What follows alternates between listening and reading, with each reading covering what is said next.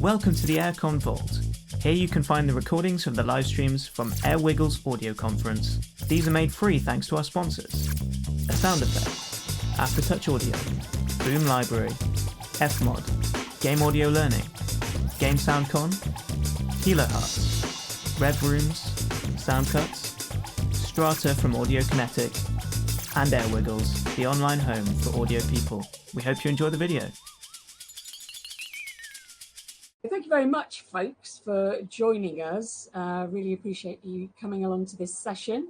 This is Orchestral Scores for Blockbuster franchises, and I have the incredible honour of introducing and interviewing the amazing Ivor Novello award-winning Richard Jacques, who is an industry veteran, has been working for 32 years as a games composer, which is just amazing. What a legacy to have left on over 300 titles, which is absolutely crazy. So welcome.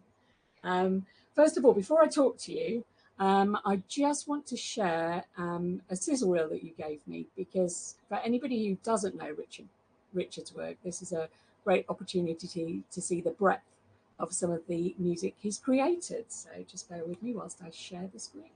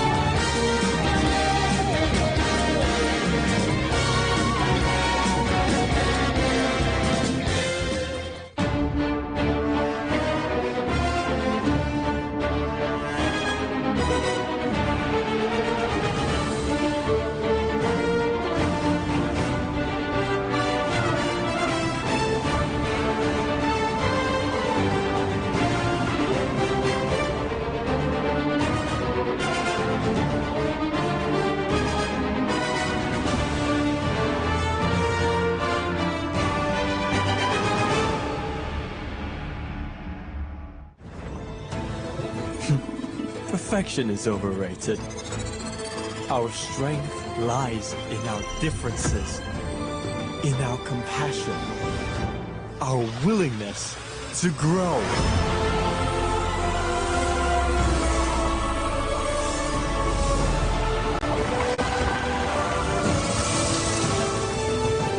I have brought nature and technology together to create a new possibility. And I will heal our world.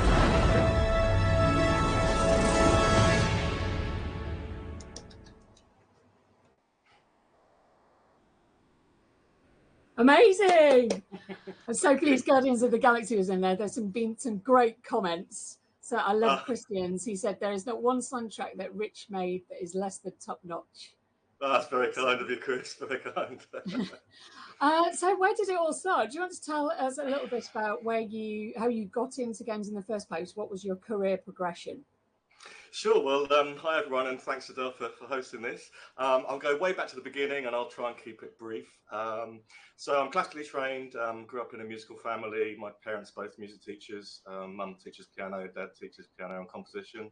So musical family, you know, having all that sort of going on in the household was a real joy and a privilege. And then I started learning piano age 5, trombone age 7, and then percussion age about 13.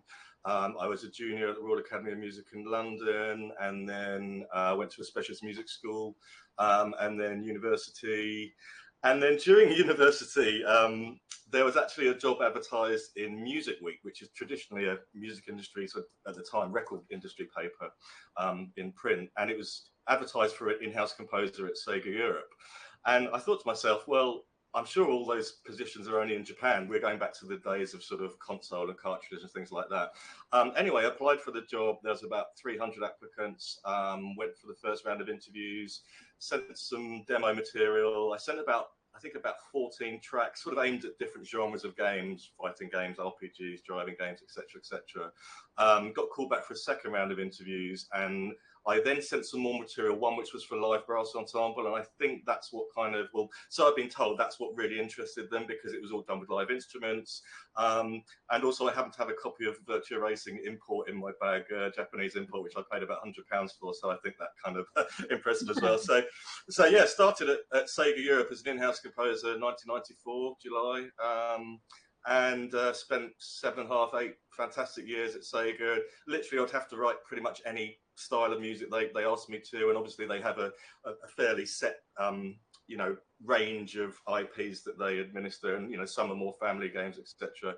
So I literally, that was my day job, and it was a salaried job, and it was fantastic. And then in 2001, just after I'd recorded Headhunter, which was my first orchestral score and the first ever video game to be recorded at Abbey Road, I figured that was a good time to make the leap and to work with other development studios. So that's kind of how I got into it. And of course, I've been a gamer since I was a kid, and all the rest of it, buying drum machines and keyboards since I was a kid. So yeah. Amazing. I must have, I'll have to ask, just because my parents didn't, when I got into games, my parents didn't really get it or understand it. But did your parents understand it? Because they came from a classical music background. Yeah. Did they understand the video game world?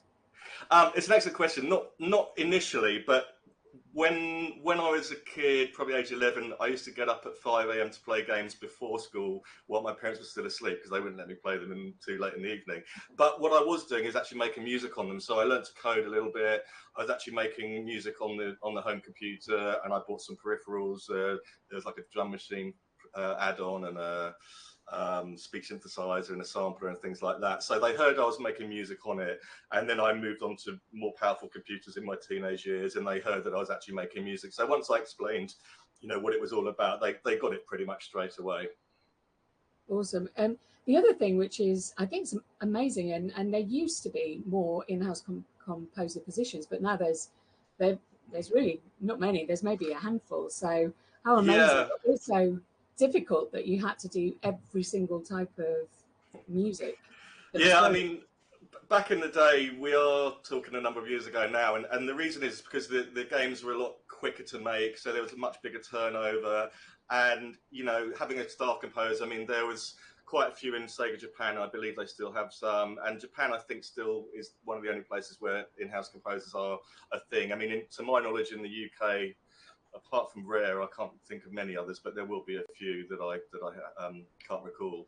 But yeah, it was certainly a challenge, and I like that challenge of analysing music, because that was part of my classical degree when you're analysing a symphony. So I think once you've adopted those skills, you can break down any genre or any piece of music into its component parts, and then the more you learn about production and sounds and recording and things, you can see how something is recorded, and time and size of room, and orchestration, arrangement, harmony, etc., etc. So it's a good skill to learn, and I recommend practicing that for up and coming composers.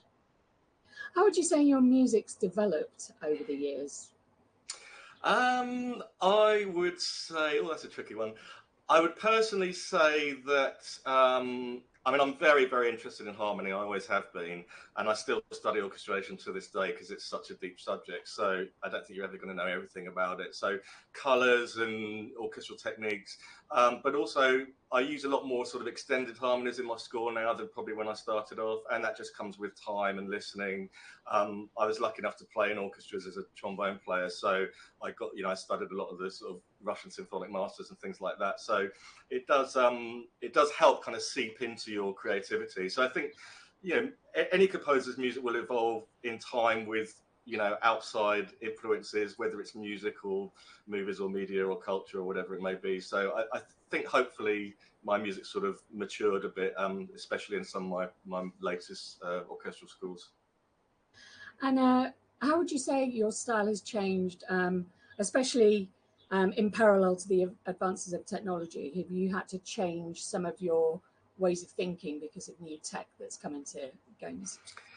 Yeah, I think I have done, probably without realising until you asked the question. I would say in two areas involving tech. Firstly, in kind of electronic music areas where I'm writing a hybrid score. So, the advances in synthesis and synth plugins and processing plugins has widened my sound palette, if you like. So I would spend time, sound designing new instruments if I was working on an electronic score or a hybrid score, and that's something that has changed over the years, rapidly. And I use a mixture of hardware analog synths and software plugins as well, and I enjoy that side of things. And I think with the advances in game tech, especially in middleware, that has opened up a world to me which I've always wanted to do. But back when I started, it was so restrictive. My first game, that Shinobi X that you saw, that was done in 224K of sound memory on the Sega Saturn console for the entire music soundtrack. So, we're not limited as much now, and I think now we are limited. We're not really limited at all. It's only down to your creativity. We're not limited so much on streaming, on surround channels, memory. So, it's all down to your creativity. So that's really opened things up for myself and other video game composers. How much work do you do in WWise or any middleware? Is that, do you have a team of people who work with you doing that, or do you do that? Bit of both. I do a lot of work in there. I have a full-time assistant, and he does a lot. I will always do the prototyping in whichever middleware we're using, and then I can probably hand it off to him. Or if I'm working with a larger audio team, they'll have someone that will be doing it as well. But I prefer to test things out and do the implementation as much as I can on my end, because it does shape the way, not necessarily the way I write, but just getting really, really smooth transitions and layering and whatever we're trying to achieve with the game. And then, of course, I work with proprietary tech as well. The project I've just started is the company's own engine. So I'm trying to break that right now so that we can work out how we're going to do the rest of the game. Awesome. So if we say you're on a new project and you've just started a new project, what's your creative process? So, it's very early on in the game. Obviously, they've got an outline for the game, but there's not much gameplay. How do you go about starting your work? What do you need in order to really start working on a piece? Firstly, I want to know as much as I can about the game, that, wherever it is in development, story, characters, settings, branching storylines, number of endings, concept artwork. I just literally ask for any available materials they're prepared to send me, and then I can start to absorb that, and then basically just have a series of meetings to sort of get their overall sort of high level approach on how they see the music sounding. And then we'll go into sort of planning and scoping. You know, on a big project, it is quite difficult to scope the whole game out from the beginning, but there are sort of ways I do and help that, which I'll come on to a second. But it's basically that kind of that initial creative seed that gets me thinking about whether it's themes or harmonies I might use, modes, sounds, you know, loads of things like that. And then we'll go ahead and start getting some documentation together to start ironing out where we're going to go big or small, or where we're going to let the sound design take center stage or the dialogue. I use a few different methods of doing that. One of them is I have a big word cloud on my laptop, and especially if I'm not working with someone who's completely musical, because of course, you know, an audio director may be very, very musical, but if you're working in a smaller team, you may be speaking to the game director themselves, who is not musical at all and doesn't necessarily know how to express exactly what they're looking for. So I have a big word cloud with the primary, secondary and tertiary moods and emotions on, which I can then sort of pull into the middle, and we can figure out, and then I can interpret that in a musical way through, you know, like I said, tonality or thematic content or things like that. And how often do you play the game? Like, do you have a rough outline of the game and then you decide what cues you're going to create, or how does it come to you? Or do people say to you, we need an action loop for this bit, and we need an ambience loop? How much of your input on how tracks are going to be played or supplied do you have? It depends on the developer. A lot of clients that I know well and, you know, work repeatedly with the audio director, and we have such a great relationship, then I'm able to suggest things. The one thing that I think people don't realize is when an audio director has what I call a shopping list, it doesn't really give me the best sort of creative feeling, because I know we need to scope out, you know, time and budget, and we need this many tracks, but I would prefer just to get writing at the beginning, creating a suite of themes or something like that. And when I was doing Guardians, the audio director on that, we joke about the shopping list, 20 minutes combat and 15-second cutscene. And these are all very big unknowns at the beginning. Of course, we have to keep within the requirements of what we've got to play with in terms of time, recording budget, etc., etc. But I think that can be detrimental to a composer. You know, I know a lot of people do work like that, and I've got a list for my current project, but I think if you allow the composer to do what they do and have a little bit of flexibility there, you're going to get the best out of them. And it made a huge difference on the last few projects I did. So I would always say, you know, to a composer, if you're getting a shopping list, that's fine. That's what the idea is that the developer wants. But you know, try and use that as a guide and not an absolute definitive, because you might see a part of the game you think, actually, I think it would be better scoring it like this and using this technique. And again, that's what you're being hired for. You know, you don't have to have a disagreement with the developer. Just say, I had this idea. What do you think? Can I try it out? Etc. Etc. And that often works really, really well. And that's where some of my best work is done. So, continuing on with this sort of like theme, how do you go about balancing the sort of like the emotion and the action and the narrative in your scores?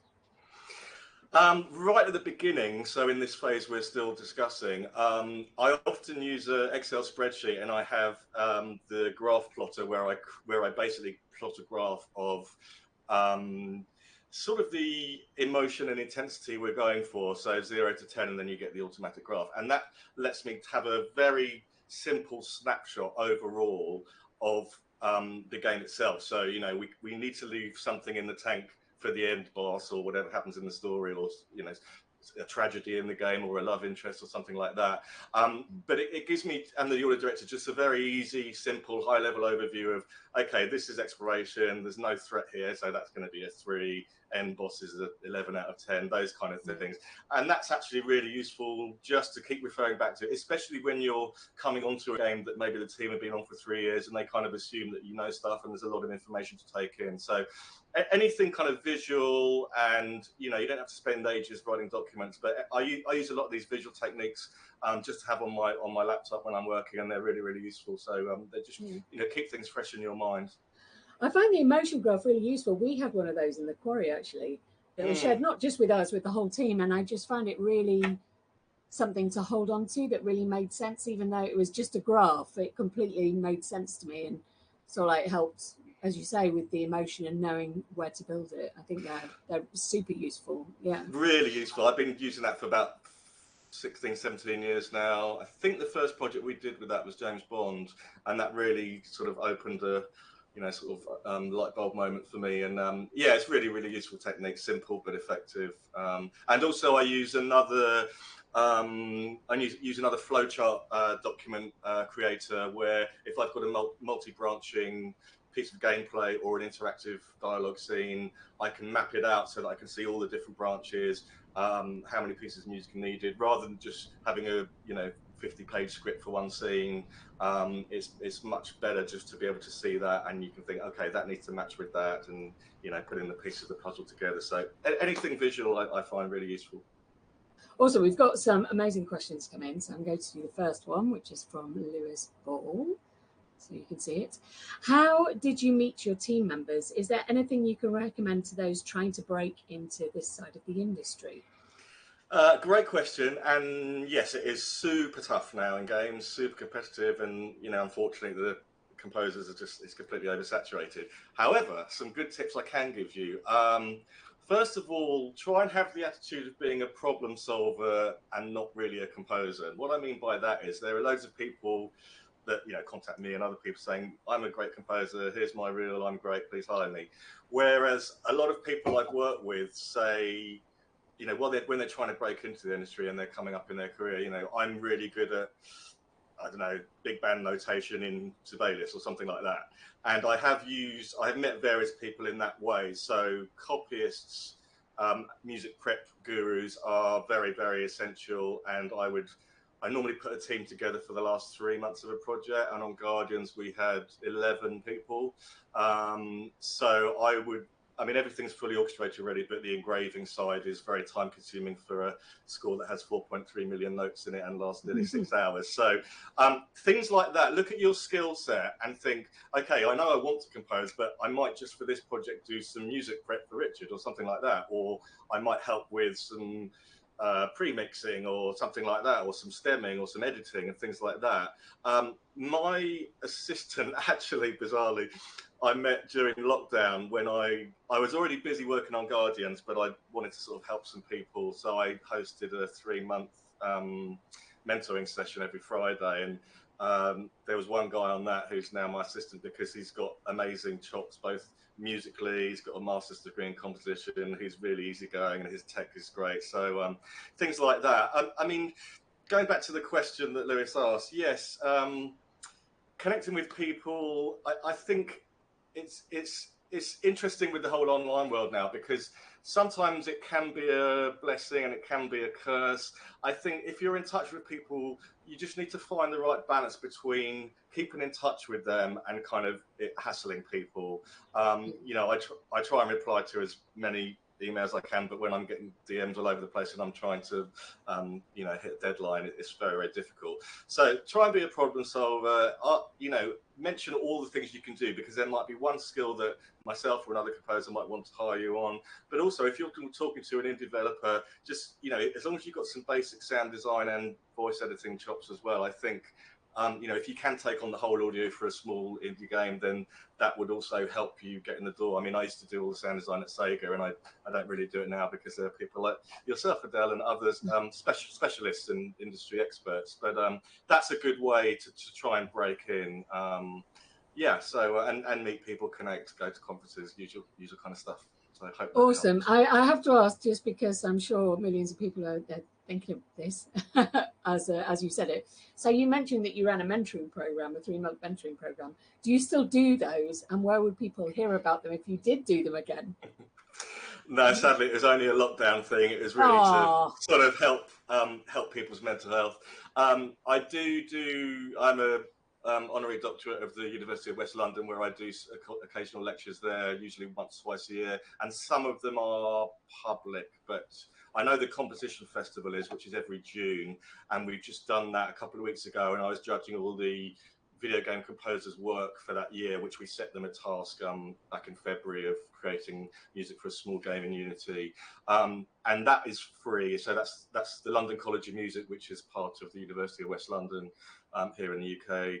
I try and get out and do some talks when I can, but yeah, I'm afraid the mentoring is. There's just not enough hours in the day at the moment. Maybe when I've got a gap in my schedule, maybe I'll try. So going back to sort of like the creative process on the actual game, how do you work with the key creatives on the team? Yeah, so I'm normally contacted by the audio director first to work on the project, or sometimes pitch. I don't usually have to pitch these days, but if it's a new client, then I'm totally fine with that. A lot of my work is through repeat audio directors, which is great. So I would first of all, sign the NDA, get to know the game through them, and then I'll go and visit them for a week, especially if they're abroad, or 2 weeks if they're a very, very long way away, and get to know, the people I'm going to be on this project with for sometimes 2 or 3 years. So the narrative team, very, very important. I like to get to know every single member of the narrative team, game director, all the sound designers, all the audio programmers, any implementers rather, code lead, art lead, and some of the cutscene people. It depends on the size of the team, size of the project, but that's really important. And then you sort of figure out, okay, I need to be on a meeting with these people, but sometimes it's going to be just the audio team, and the audio team's normally at the beginning of a project once a week, whereas the others maybe once every 2 weeks. I'll jump on once I've sort of understood the story and got all the documentation, and then towards the end, it's like Slack all the time and sort of 10 Zoom calls a day and through the night and all the usual fun stuff when we're finaling a game. Yeah, I was going to say, are your communication channels basically open to them all the time? You're always on Slack. Yeah, you have to be. And some people, Guardians was a combination of Slack and I think that was Zoom actually. They moved on to Teams now. But that was great because even though we're in lockdown for a good 8 months of that project, the audio director who was in Montreal, so 5 hours behind the UK, I'd only sleep about 4 hours a night during that time anyway, because there's so much work to do. So it was great. We would chat all the time and just have a coffee and discuss a particular scene and just get, we were riffing ideas off one another actually. And that, I think, came up with the best results possible. So yeah, you have to be available. It's, anything in entertainment, especially, making games is hard and complicated. So yeah, be prepared for some pretty late nights and weekends. And so say you've done a queue and they don't think it's working necessarily in the game. How do people communicate that to you? It might be that they don't think it, it's not the standard of the composition that's in question, obviously. It's just it doesn't quite sit, in their opinion, well in the game. How does that work? Would they just call you and tell you, or how does that work? It hardly ever happens to me, but when it does, it's normally a misinterpretation in the brief. I'm trying to think the last time I've really, apart from cutscene changes due to edits being tightened up, I think the only thing I might have done is maybe we'll thin back the percussion, because if it's a game with lots of guns or swords or whatever, the sound design's not coming through. It's never really mood. I seem to be luckily quite good at getting moods right. So it might be whether it's too dense, or something like that.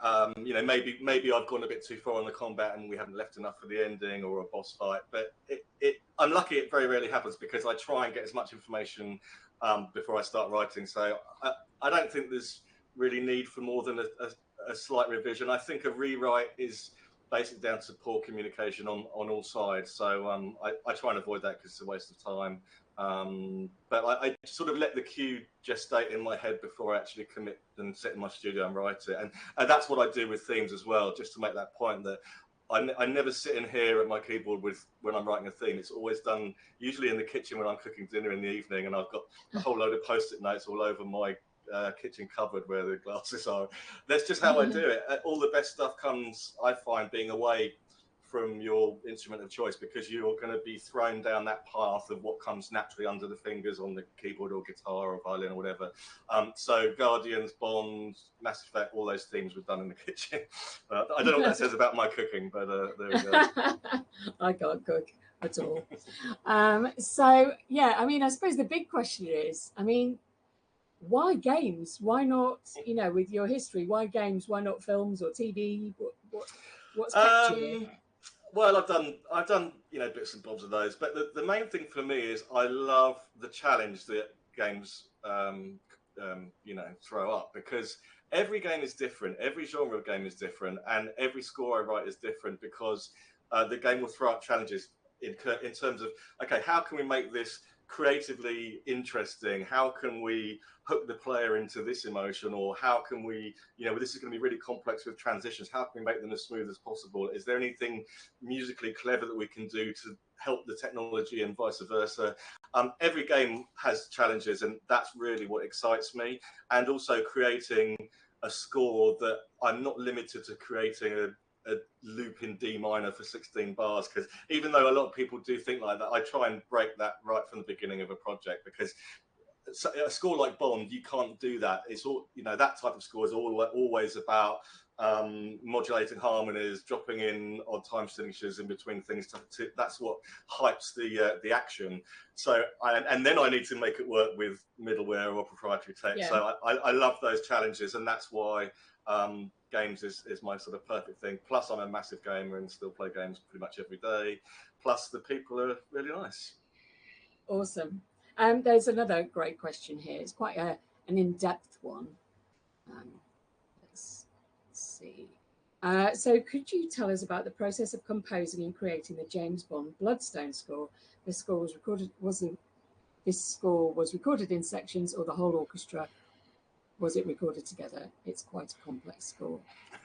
So yes, give us a little bit of a lowdown on that. Sure. So we recorded that. We recorded the brass and strings separately, partially for implementation reasons, partly for budget reasons. So the strings were recorded in Eastern Europe, the brass was recorded at Abbey Road.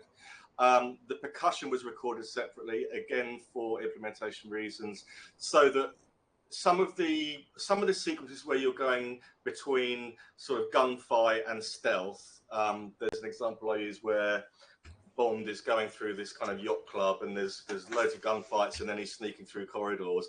I wanted that to be able to come right down so that we get the alto flute and the triangle and all the other nice Bond chords.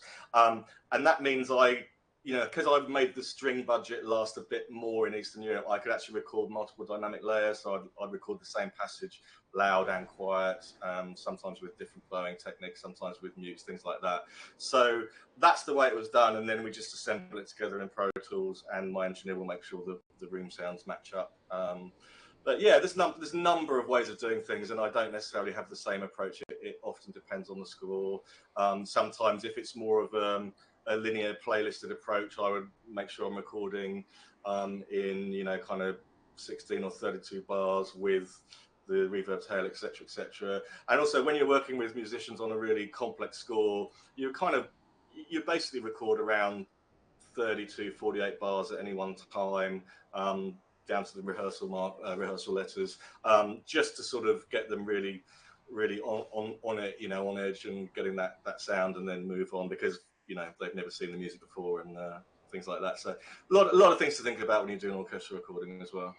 It always blew me away, because I was in orchestras and stuff when I was at school, and it actually made me cry the first time I ever went to an orchestral session, because the talent was just, the sight reading was off the charts. It was amazing. And I was right behind the percussionist, and this percussionist was just running from different, it really blew me away. It must be amazing. Yeah, to do it so often. Yeah. Yeah, I've been that percussionist when there's only been 2 or 3, and you're changing from temps to spin the cymbal.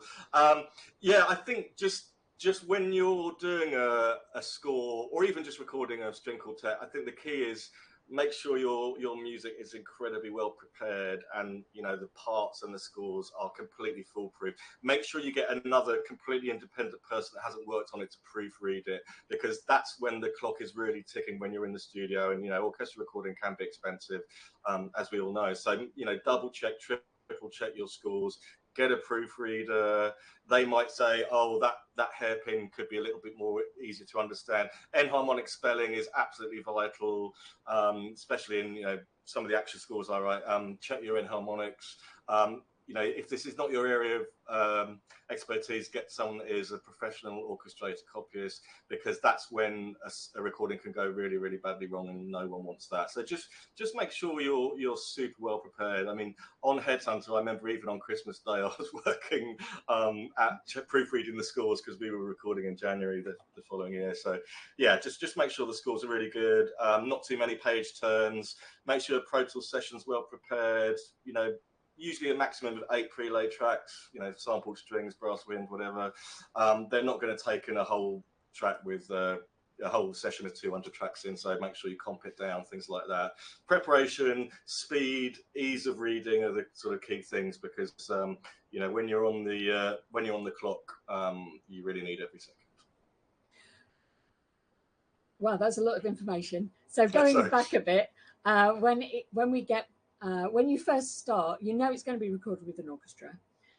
When do you start prepping those tracks? When do you start deciding which tracks are high priority and definitely have to be recorded, say, with a full orchestra in the UK? When do you make those final calls on which section's going to be recorded in which country? For example, Bratislava, as you just said, for the trumpets and the strings in the UK. When are those planning decisions done? When do you bring an orchestrator in? Just give us a little bit more details on sort of like the planning stages, if you could. Sure. Well, I would normally plan that right at the beginning of the project. So when I'm discussing the recording budget with the audio director, they're going to have a figure in mind, or they may then have to take that figure to the senior producer. So a lot of it will be budget dependent, as opposed to where I record. I do the majority of my work I've done at Abbey Road, which I've been lucky enough to have those budgets. But the industry being what it is at the moment, we've still got to get the best bang for buck, and we all have to be responsible for our budgets. But the first thing I'll do is work out, in a sense, action cues versus exploration cues, for example, because on an action score, certainly Bond and Guardians, it needs 50 strings, 14, 12, 10, 8, 6 configuration.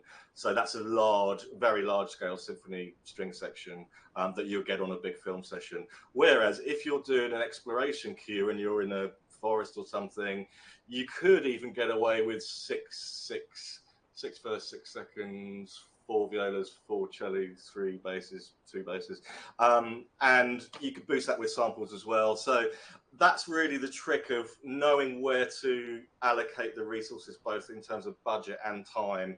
And then once you've done your sort of high-level planning document, you can say to yourself, okay, it's 6 hours of score. Okay, so 2 hours of combat, 2 hours of exploration, 2 hours sort of in the middle, cutscenes, puzzles, whatever it may be. And then I know, okay, to record 2 hours, divided by the number of minutes you do in a session. In London, in the MU rates, it's 24 minutes a session. Eastern Europe, they have 4-hour sessions. And then you've got roughly your budget. And I have a spreadsheet with a whole bunch of fractions that I did ages ago, which basically spits out the number. Sorry, just before you finish, you said 24 minutes an hour recording? Per 3-hour session. 24 minutes in a 3-hour session. 24 minutes of recorded music is the Musicians Union video game rate in London. Right. Okay. So do you ever squeeze in more? Do you ever do a lot less? Say, has there ever been a score where you've only managed to get 10 minutes done because it's just been so tricky? No, I mean the first session of, like Guardians was 11 days recording. It was a mammoth amount of time there. The first session's always a bit slower. The engineer's just getting the balance right. You might have some Pro Tools quirks. that might get thrown up. So you'll probably get 15 minutes recorded in the first session. I'm talking specifically London, 3-hour recorded session, musicians union contract. And in the contract, you can't record more than 24 minutes of finished music. So, you might do a few takes and it ends up, if you laid it out, being 45 minutes. But in terms of 24 minutes finished produced music, that's the guidelines. In other areas, they're non-union. You can do more music. In Eastern Europe, you can probably do 30, 35. I have done 40 in one session. It was a 4-hour session. It was quite intense. So at least do two takes each and then move on. But it depends on the complexity of the music as well. You have to plan accordingly. Cool. You've probably already mentioned quite a lot of these, but are there any other challenges that you could think of in scoring large-scale productions? We've talked a lot about planning orchestral recording. One thing we haven't mentioned is surround mixing. So this can basically multiply your data hugely. So if you're delivering your score in surround format, so Guardians was 8 7.1 stems plus a 7.1 music master with stereo fold downs for other devices. So the Pro Tools session, which was about 3,000 tracks, was very complicated. And I think I had to buy a new computer just to get that all working perfectly and upgrade a whole load of plugins, just because the amount of data you're dealing with is colossal. It really is. And on my main Logic rig, you're running 3,000-4,000 tracks, virtual instrument tracks. So you're going to make a hell of a lot of data. So again, just organization, backups.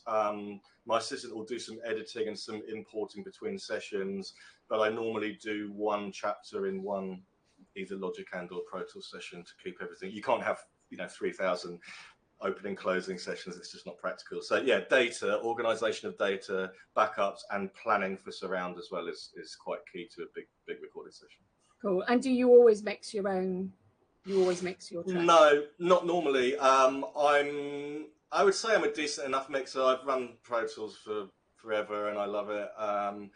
On a big session, I would always get a scoring mixer, and I've worked with 2 people for quite a long time, Matt Howe and Jake Jackson, and they're amazing. And things like measuring microphone distances, that's not my thing, and dealing with any phase, that's not my thing. I'm a music guy, so I would certainly help on the sort of the vibe and crank the trumpets or I was doing a big band recording a couple of weeks ago, and I'm just cranking the saxes a bit today and giving the engineer some guidance as to that. But no, something like that really is a special, a very complex skill. When you're dealing with like an entire 6-hour orchestral and choir and electronics production in 7.1, that's not something I'm gonna probably do. I'll do a lot of the preliminary work, sure, but I'll leave that to the professionals. Awesome. So to bring up tech, what sort of like DAW is your favorite? You mentioned Pro Tools, but what working practices do you use specifically in relation to games? Sure. So every day I'm in Logic. That's my main DAW for composition. I don't do any recording or mixing in there, mainly because I've been using Logic since it was first introduced and there was no audio on it. Pro Tools, in my opinion, is way better for recording and mixing. You won't go into Abbey Road and find them running Logic. There's a reason why it is industry standard. I know it gets a bit of a bashing sometimes, but that they basically run on 2 separate systems, and I run a big Dante network. I have a bunch of Focusrite RedNet interfaces, so I can run 512 channels around my studio on a Dante audio over IP network, which is great for me because anything orchestral, you're going to have lots and lots of tracks, channels. You might have 3 different orchestral libraries that you want to treat differently when you're mixing. So things like that make things a lot easier. And if people haven't used Dante, I'd definitely recommend checking it out. You can get the software any version. It's worth having a look at.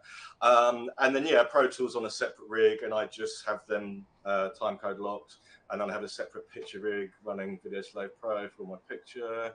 Those are my main things, and Sibelius for the notation side. And then a separate laptop for office-based stuff and Outlook and all that fun stuff. But basically Logic and Pro Tools. I've heard my assistant runs Cubase, and he's got Logic as well, and he's got Reaper. heard lots of good things. I'm just kind of pretty much, there's nothing else I really need to check out unless some newfangled invention. I should really look at Dorica. I've heard some good things about that, but I'm pretty What good orchestral on libraries Sibelius. do you use? The What orchestral libraries? Yeah, age-old question. you gotta get it in. It kind of, well, literally, even this morning, I've been tweaking my template for the current project. Nowadays, I would say it's probably 65-70% orchestral tools. So all the Berlin strings, brass, wind, percussion, symphonic strings, Tom Hulkenberg brass. I love all the cine sample stuff. I've got all of those. Some Spitfire, but I don't use Spitfire as much as I used to, for no other reason that I just require a different type of sound for this current project. And loads of other stuff. I mean, it's like 24 terabytes across 16 drives, I think. So yeah, those are the ones I mainly use. I do like the orchestral tool stuff. There's so many great articulations there, and the sound is quite malleable. It's not too roomy and it's not too dry because it's recorded at Teldex, which is not that dissimilar size to Abbey Road 2. Where I do a lot of my work. So yeah, I mean, it's what works for anyone really. Definitely recommend getting all the free stuff. All the sample library manufacturers are really great at putting out free content for people just starting out, people on a budget, and yeah, and I've got a few bespoke things as well, which I did way back at uni, and a few other sampling sessions I've done. But that's the main kind of meat and potatoes of my template. Awesome. There's a good question here. Let me put it forward. How much time do you get for completing a score on an average game? Great question. On average, Kent. For a game, not an average. On average, yeah. Good question, Kent. Well, luckily, and Adele remember the days when people like us were banging on about budgets and time and things like that. And I think that has really gone, really sunk in now, because I'm getting decent amounts of time. People know when to get me on board. How early to get me on board. I mean, it's difficult to say. Guardians was, it was 3 months of prototyping, and then about 12 to 14 months on the whole score. But that was 6 hours, which is much more than usual. I would say 6 to 9 months is about average, but it does depend on the length of the score. I'm not going to do a 6-hour score in 2 months, and I don't need a year to do a 20-minute score. So it depends. But I would say the honest answer is I have enough, but I still work quite long hours. But yeah, I have enough time. And if the client hasn't given me enough, I would flag that right from the beginning and say that that's impossible or that's unrealistic. But usually audio directors are very good, bring me on board in enough time, and it works great. Awesome. So there's another one here which actually ties into the question I'm about to ask, so I'll highlight it. I was just about to say, what music influences you? But then somebody said, has then gone further than that and said that you found inspiring recently in some sort of music.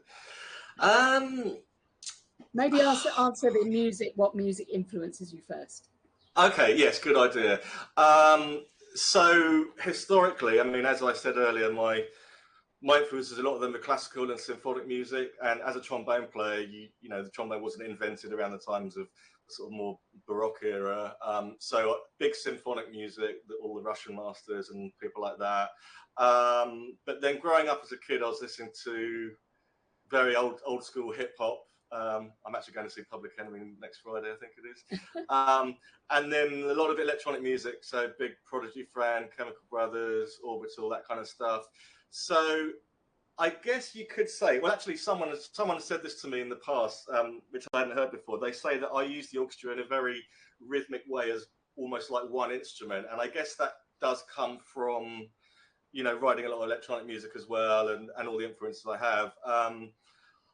I don't listen to a huge amount of rock or hard rock because I'm not very good at writing it. I would always recommend another composer for that kind of job. It's just not really my area.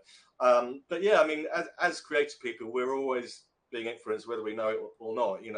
Any form of media, film, TV, games, something in the news, something outside, a new piece of architecture.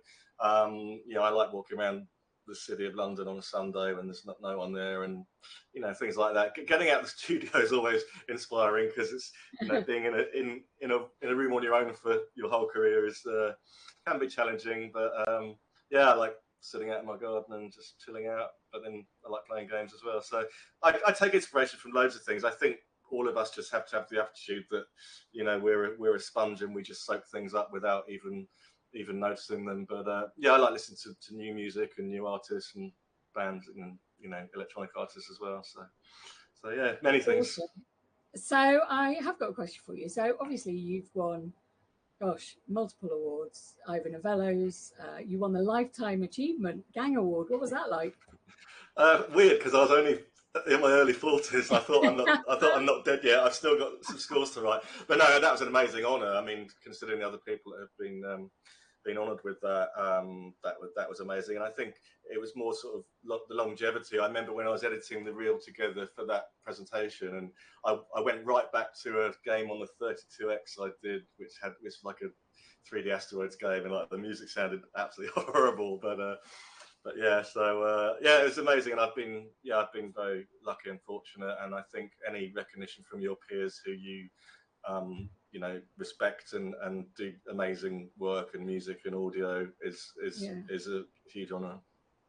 So you've been nominated for absolutely tons, loads of BAFTAs, Grammy nomination, pretty much every award under the sun. You've had a nomination for it or won one. But I do have a question, which is, the ones that have won, are they what you think are your best work? Or are there other titles that you think, that was my best work, but that wasn't put forward? Have you got any, what is your best work ever, do you think? Oh, that's a tough one. I would say it's equally, and I can't distinguish between James Bond and Guardians. I don't know why, because they are different, very different scores. But yeah, I'd say both of those are I mean, it depends, because like Little Big Planet Muppets was all big band jazz, and you can't really compare that with Guardians, which is a very different score. I think with awards, it's I'm a big advocate, and I'm always sort of banging on about making sure the smaller games, the indie games, come through, because it's not about the amount of money and about the longest score, which can be the most innovative. So whenever I'm on a panel, a judging panel, I mean, I will always make sure the underdogs and the tiny games and the mobile games will get as much discussion time, as much listening time as a big AAA blockbuster, which I think is only fair. So I love checking out other people's music. I really enjoy that. So and discovering games that I may not have played. So I think it's important, as you mentioned, to make sure that this does happen across the industry. So if anyone here watching is ever on a panel, that just try and make sure you allocate enough time to it, and to give everyone a fair crack at the whip, and I think that's when the industry will be in good shape. And what has been the most fun project for you to work on? The one that was cancelled last year, but I can't talk about it.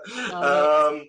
Out of the ones I can talk about, probably Guardians. It was really hard, but really amazing. And I think because it was a Marvel IP, the game team put so much love into it. And you can really tell if anyone's played that game. Bond was great as well. I mean, working with a team of great people, talented people that also want to deliver the best gaming experience is another huge draw for me to the industry, because they put in the hours and the hard graft to really get that last bit of polish out of the gaming experience. So I think definitely Guardians was probably the most fun, because I mean, working on an IP like that, I mean, it's only going to be fun, right? Yeah, I think the people on a project really make it. They do for me. If you feel like the whole team's going for great, it really sort of like pumps you up. Yeah, absolutely. Like people who want the same thing as you. Yeah, and it can be tough for an outsourcer, especially when you're in a different country. And I don't know how you feel about this, because I know you work with people all over the world. But you know, a good audio director will also make you feel part of the team, even though you're technically not on the employee payroll, you don't get your pension, etc., etc. But that was a good thing about lockdown, is that I would have a social call with my audio director. He was telling me about how he's just like put his pool up for the summer, and we would have a beer and things like that. And that's where, you know, it's important when you're on sort of in the trenches, so to speak, for 2 or 3 years on a game or on and off a game. It's important, and I think that experience was so good because of that. So yeah, but a team, you know, being part of a team is something I love, and I guess when I was at Sega, I sort of took that on board, because I literally was on the same floor as everyone else. So you know, so yeah. You can learn a lot, actually. I learned a lot from being in house to being out of house. Yeah. Just on communication, because I knew when I was working with outsourcers what information I was wanting to get from them. So it gives you that insight, I think, if you've done both in and out. Yeah. Anyway, so coming up, so basically, let's talk about sort of like what advice you have for up and coming composers. So like, what are good industry practices, and you know, a whole lot of advice to the people listening who are starting Sure. out. Well, I think going back to what I said earlier, just to sort of remind people about that sort of networking angle and starting out, being a problem solver. Everyone's going to come up and say, I'm a composer, listen to my reel. But if you say, I can help with that, or if you need a bit of help with X, Y, Z, that will be of great advantage. I think have an open mind, and I personally never really stopped studying. You know, studying scores, studying orchestration. I have maybe, I wouldn't say necessarily a hardcore academic approach, but I do read a lot and study scores, going back to the old, you know, classic scores, or refreshing my memory of orchestration techniques, things like that, because that's going to keep you on top of your game. In terms of, you know, getting gigs and things like that, yeah, I mean, it is tough. Let's not beat about the bush, but I think if there's a style that you're particularly good at, just focus on that, because, you know, I don't do rock music at all, and I tell that to my clients. It's just not me, and I'm lucky in my career where I am now. I can say that, because it would be a waste of everyone's time. And actually, funny story on that, I was asked to pitch for some like hard rock score by someone I'd worked on James Bond with, and I said, Nick, you know, this is not me. He said, yeah, but you're doing an amazing job. I said, no, it's going to be terrible. So I did the demo, and it was absolutely terrible. And of course, who went on to score that one? It was Wolfenstein, so it would have been what's his name? He's not Jack Wall, is it? Mick Gordon. No, Mick Gordon, I think, scored that. Yeah. Who's the master at that. So yeah, if there's something you're really good at, and also really passionate about, you know, if you're really good at sort of, you know, string quartet and jazz vibraphone, or whatever it is you do, make sure you're the go-to person to do that. Because, you know, if you're just a sort of epic music composer, I mean, there's a million of those, and most of them are doing, you know, whatever it is they're doing. So yeah, try and cut through a little bit with something, you know, instrument combinations maybe, or, you know, live piano and tubular bells, or maybe not that, but you know, whatever it is, try and get a slightly unique angle on it. And again, networking is super important. Try and be friendly, but not hassle people too much. You know, you don't need to contact someone once a month. That's too much.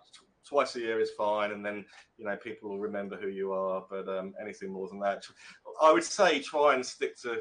Maybe showing my age, but I prefer email than DMs, because email is where I do my business communication. DMs are a little bit impersonal, but maybe that's just me.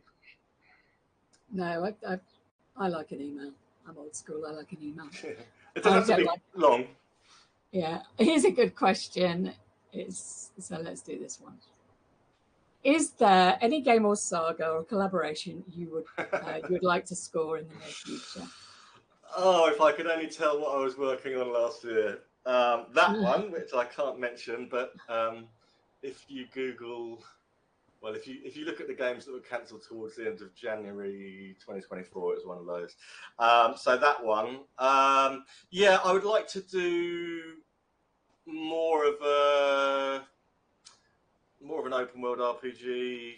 You know, Elder Scrolls, of course. I think that who wouldn't want to score something like that? But then again, I love action scoring, so I'd love to score another Marvel project because that was just an amazing experience. It depends. Different games interested me for different reasons. It can be the style of music, it can be the style of game, it can be the artwork. I don't kind of pick, oh, you know, it must be a AAA or it must be this much money. It's not really how I work. It's got to be something that inspires me. The question earlier about inspiration.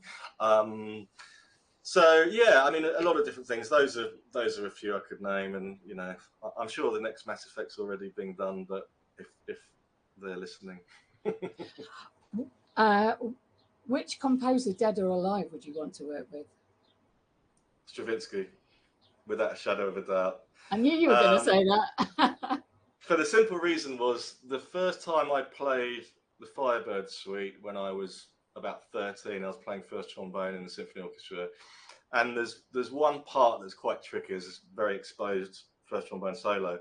And I remember saying to my teacher, I said, have you ever played this? And he said, yeah, I played it in Athens with Stravinsky conducting.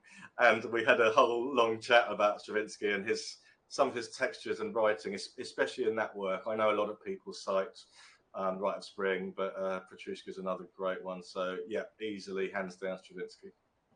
Excellent. We've only got 10 minutes left, actually. So I'll rattle through some more of these questions. Great.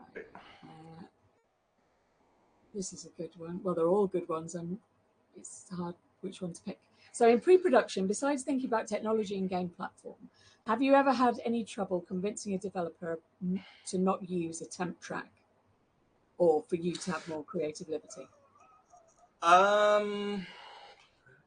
Did I feel about not using? Oh, okay. Yeah, I don't know a lot of developers that, they wouldn't really temp track a whole game. In my experience, they would just give me like 8 MP3s and say this is roughly what we're thinking. I think creative freedom, it works on both sides. If I'm working on a project that I know is going to be too rigid, I can tell in the demo process, and I probably wouldn't do that, because otherwise you're just a pair of hands, and you're not actually in my experience, you're not actually contributing anything musically. If someone says, oh, you know, if you get notes such as, I think that should be a G chord there, I will run a mile, because that's not really being composer. But then if it's more a collaborative approach about mood or texture or sound palette, then it is the composer's job to take that away and sort of do their thing. Temp tracks, yeah, no one's ever a fan of them. I'm not a fan of them, but I've never known an audio director to spend the whole time temping a whole game. They might just drop something into a combat to get the flavour and the mood, or they may just give me a paragraph of text. Sometimes that can be even better. A paragraph of text, you know, we like this kind of music and we like these kind of artists or composers or bands or whatever. And sometimes I might not even listen to it because I already know their sound and I can break that down. I think I just want to make the game to sound like their game, not something derivative, unless it's unless it has to be for. I think that's important. I think that's what an audio director wants as well. I know that when I'm working on a game as an audio director, I always want people to be able to hear the game from a different room and know what game it is, and not just sound like every other game.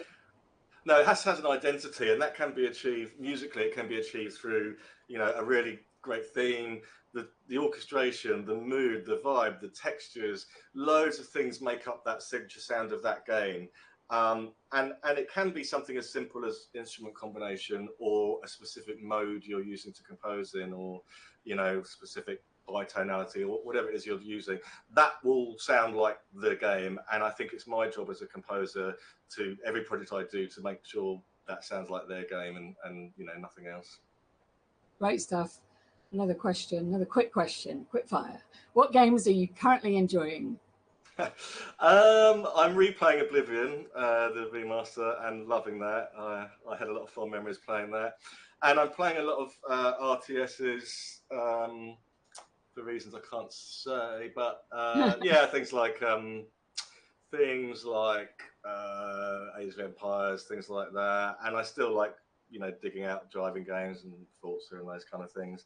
But yeah, mainly playing Oblivion at the moment. That's taking up quite a lot of my time, but I love it. So yeah. Awesome. And another question. Do you have any tips on integrating analog hardware into your composing and or mixing workflow? As I know from experience, it can be tricky. One from Ian. Sure, good question. So all my analog synths run into, so I've got a whole bunch of Dante interfaces that are A to Ds, whereas a lot of the other Dante stuff is just like Pro Tools, bridges and things like that. So first of all, they all go through, I'm just looking down at the big gear. Yeah, they're sort of, they're like DIs. They sort of clean up the signal stuff, and then they go into the RedNet interfaces converted into audio. And in Logic, I've got instrument tracks. So there's an audio track, and right next to the corresponding MIDI track. And then once that's in Logic, I will then record them in. And then on the Dante network, they can also go into Pro Tools as well. So I might actually add a whole bunch of Pro Tools plugins to my synths while I'm writing, but as long as I've got the MIDI data in Logic, and then I can record them in as audio to either Logic or Pro Tools, and it's just a quick change in the Dante routing software, so it's very easy. But yeah, get a good quality, clean audio signal, especially if they're older synths. You know, we might have a bit of a noisy signal just because of the age of instruments, and yeah, decent A to D, and yeah, have a MIDI track and an audio track in Logic together. So yeah. Well, I have to say, Richard, we have like 1.5 minutes left, so I don't think we're going to be able to do another question. There's a really good one from Daniel. It's quite technical. I don't know if you can, if we can take that offline somewhere afterwards, you know, into the discussions. So if Lewis or Greg, if you're watching, if you could copy that one down, because I think that'd be a great one to answer. But I just wanted to finish up by saying it's been a pleasure, Richard. It's been such a massive amount of information. I'm sure everybody's got so much from it. It's been absolutely amazing speaking to you. So thank you very much. Well, thanks, Adele. Big thanks to you for hosting this, and thanks to everyone for coming along. Great stuff. Thanks, everyone. Obviously, you can go. There's a place where you can hang out and talk afterwards. So hopefully Richard can join you there and answer some more of your questions. Thank you very much. Thanks, Cheers. everyone. Bye.